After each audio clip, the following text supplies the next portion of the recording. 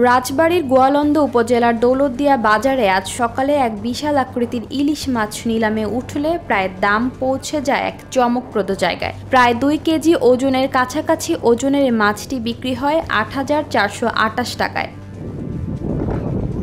জানা গেছে, ফরিদপুরের কবিরপুর চরের কাছাকাছি পদ্মা নদীতে মাছটি ধরা পড়ে জেলে ইসমাইল হালদারের জালে। এরপর মাছটি নিয়ে যাওয়া হয় স্থানীয় হালিম সর্দারের মাছের আড়তে।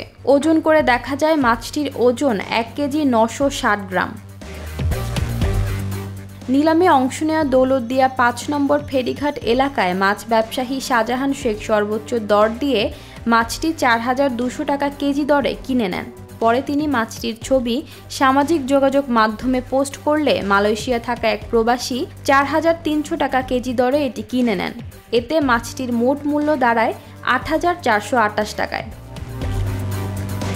শাহজাহান শেখ বলেন, পদ্মায় এখন আর ইলিশ আগের মতো ধরা পড়ে না। মাঝে মধ্যে বড় আকারের একটা দুটো আসে, তখনও দাম চড়া হয়। এবছর এত বড় ইলিশ এটাই প্রথম। অন্যদিকে কিছুদিন আগে পদ্মার বুকে জেলেদের জালে ধরা পড়ে আরও 2টি বড় ইলিশ। গোয়ালন্দ উপজেলার চরকর্ণেশন এলাকায় সোমবার দুপুরে মাছ দুটি ধরা পড়ে জেলে কবির হালদারের জালে। ওজন মেপে দেখা যায় দুটি মিলিয়ে ওজন দাঁড়ায় 2 কেজি 600 গ্রাম। দৌলতদিয়া ফেরিঘাটে হালিমের আড়তে মাছ দুটি নিলামে ওঠে।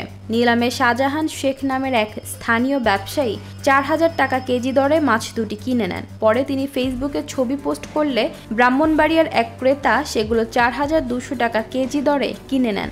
চূড়ান্ত দাম হয় 10,920 টাকা।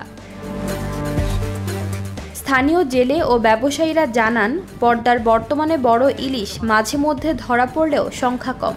এ কারণে দাম স্বাভাবিকের তুলনায় অনেক বেশি। ইশিতা রহমান, নিরপেক্ষ নিউজ ডেস্ক।